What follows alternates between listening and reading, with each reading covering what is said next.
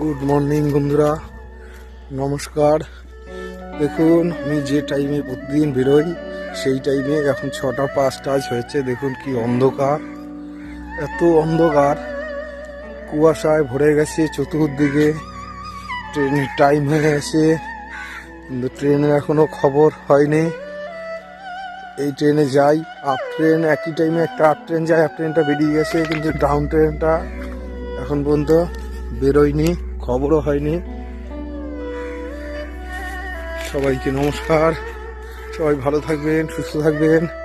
দেখুন আমরা কত সকালে কাজে যাই, এই সকালে যখন আমরা স্টেশনের দিকে এগোচ্ছি তাহলে বুঝতেই পারছেন কত সকালে আমরা উঠি ঘুম থেকে। এত সকালে উঠে ঘুম থেকে যে ওই ভোরে স্নান করতে হয় প্রতিদিন, স্নান না করে ঘর থেকে বেরোই না। তাই দেখুন আপনি, আমরা সূর্য ওঠার আগে, আমি সূর্য ওঠার আগে প্রতিদিন সূর্য ওঠার আগে স্নান করি। আর এই ভোরে দেখেন এখন পর্যন্ত রাত মনে হচ্ছে, ঠান্ডাও পড়েছে মোটামুটি। আর ঠান্ডাটা একটু কম লাগবে এই কারণে, কুয়াশা থাকলে ঠান্ডাটা কম পড়ে। চতুর্দিকে কুয়াশা, মানে ভাবেন ঠান্ডা একটু কম পড়বে। কুয়াশা পড়লে অনেক ক্ষতিও হয়। দেখুন চতুর্দিকেই কুয়াশায় ভরা।